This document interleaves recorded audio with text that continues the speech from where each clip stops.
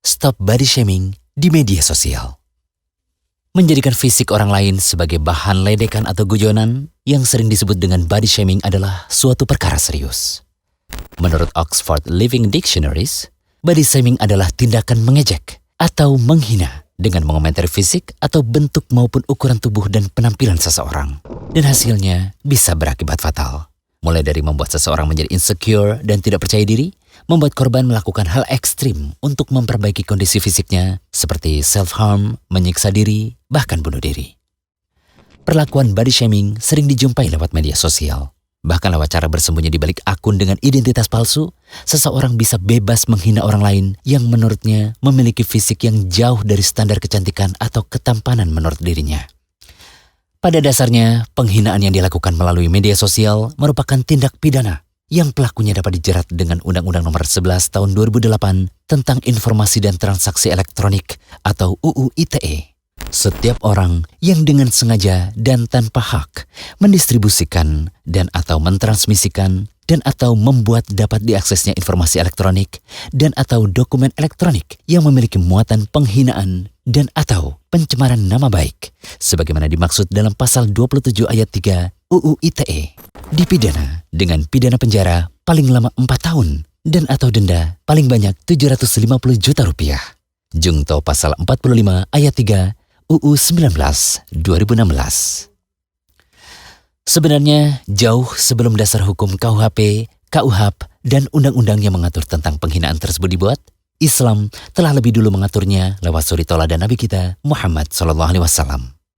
Ya, Islam telah mengatur segala aktivitas kehidupan kita agar tercipta kemaslahatan.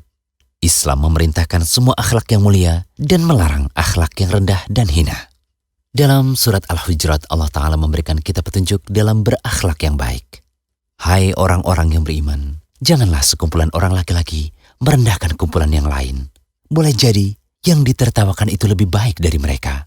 Dan jangan pula sekumpulan perempuan merendahkan kumpulan lainnya. Boleh jadi yang direndahkan itu lebih baik.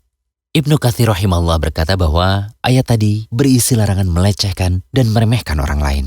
Sifat melecehkan dan meremehkan termasuk dalam kategori sombong. Sebagaimana sabda Rasulullah SAW, sombong adalah sikap menolak kebenaran dan meremehkan manusia. Yang dimaksud di sini adalah meremehkan dan menganggapnya kerdil. Meremehkan orang lain adalah suatu yang diharamkan karena bisa jadi yang diremehkan lebih mulia di sisi Allah seperti yang disebutkan dalam ayat tersebut. Dari Aisyah radhiyallahu anha, ia berkata, aku berkata kepada Nabi SAW, cukup sudah engkau berkata tentang Sofia, seperti ini dan seperti itu. Dia itu wanita yang pendek, sambil berisyarat dengan jari.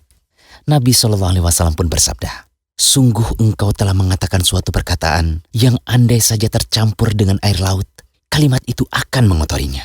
Hadis Abu Daud dan Tirmidzi. Al-Hafidh Abu Thahir mengatakan bahwa sanad hadis ini sahih. Jadi, jangan pernah melakukan body shaming atau komentar buruk lainnya lagi ya. Baik yang di media sosial atau di dunia nyata. Tapi jadilah orang pertama yang membela saat ada orang yang dilecehkan. Karena kebaikannya tidak cuma dirasakan di dunia, tapi juga di akhirat. Jangan lupa kunjungi rumaiso.com. Update setiap hari, insya Allah.